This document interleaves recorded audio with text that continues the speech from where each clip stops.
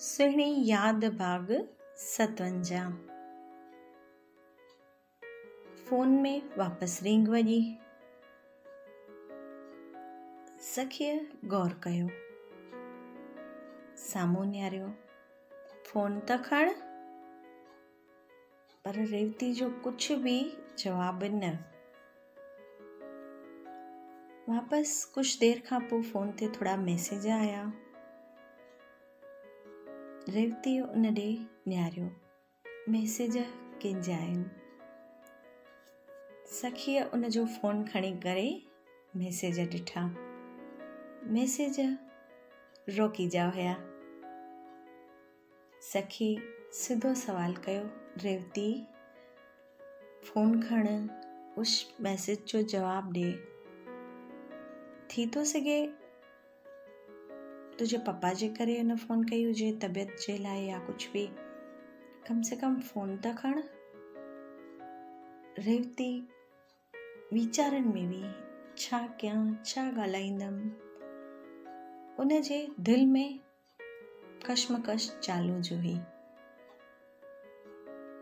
सखीअ उन जा मैसेज पढ़िया। मैसेजनि में ईअं ई हुयो, पप्पा जी तबियत कीअं आहे, फ़ोन कान थी खणे, कोई प्रॉब्लम त कोन्हे, ज़रूरु हुजे त मां हींअर ई अचां। सखीअ बि मज़ाक करे ज़ोर सां पढ़ी ॿुधाया। रेवती उन जे मुंहं में चौंकिजी वई ॾिसी करे। सखीअ खे मज़ाक सुझो, हीअ न फ़ोन खणंदी न मैसेज में जवाबु ॾींदी। उन बि हेठां मैसेज में लिखी छॾियो, थोरी देरि में फ़ोन कयां थी। बसि मैसेज खे सेंड करे छॾियो ऐं फ़ोन रेवती जे हथ में पकड़ाए ॾिनो। रेवतीअ सिधो गुस्से में चयो, चरी ही तो छा कयो? कुझु बि न। फ़ोन जो जवाबु न ॾियूं त बि ख़राबु थो लॻे, मैसेज जो जवाबु न ॾियूं त बि ख़राबु थो लॻे। रेवतीअ गुस्से में चयो, त तूं ही मैसेज जो जवाबु ॾिनो की न उलझायो? सखी चयो, इन में उलझाइणो छा? तूं फ़ोन खणे न हा, साम्हूं खां कॉल बैक करे कान हा, पर हाणे त मैसेज लिखिजी वियो न, भुल थी वई। ठीकु आहे, हाणे त तोखे करिणो ई पवंदो, छो तो मैसेज लिखिजी वियो आहे। तूं ॼाण तुंहिंजो रोकी, मां त सुम्हां थी। Good night. एतिरो इन सां मज़ाक करे साइड थी वई। रेवती असमंजस में, छा कयां? थोरी झट फ़ोन ॾे नियारे, न रोकी जो फ़ोन हुयो न मैसेज, छो त हिन मैसेज में जवाबु ई अहिड़ो ॾिनो हुयो। फ़ोन त हाणे करिणो ई पवंदो। रेवतीअ फ़ोन कयो। रोकीअ जो बि नॉर्मल ॻाल्हाइणो हुयो, पप्पा जी तबियत कीअं आहे, तूं ठीकु आहीं की न, सखी उते आहे। रेवती हा कुझु बि जवाबु कान पई ॾे। थोरी झट बिल्कुलु ख़ामोशी छाइजी वई फ़ोन जे ॿिन्ही पासे। अचानक रोकी पुछो, रेवती?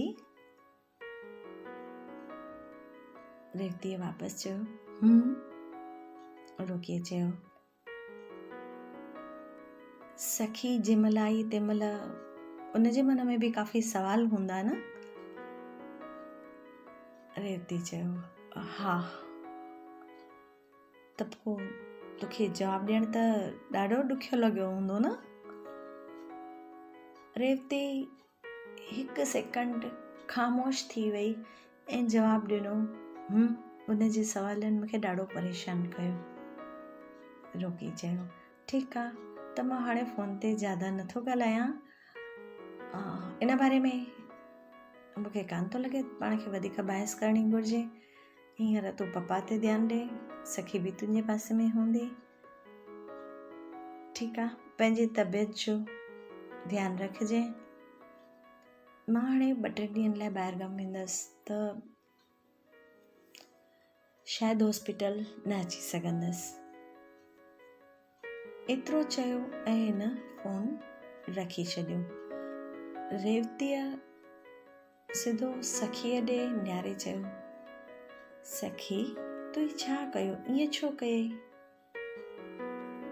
सखी चयो, इन में छा थी पियो, इन में कोई ग़लति त कान्हे, हुन तबियत जे लाइ पुछो न, तूं उनखे जवाबु नथी ॾे, तूं सही थी करीं।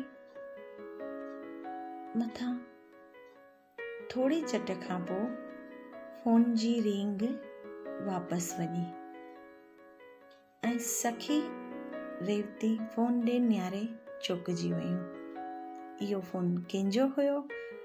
एपिसोड नंबर 58 में पाण ॿुधंदासीं।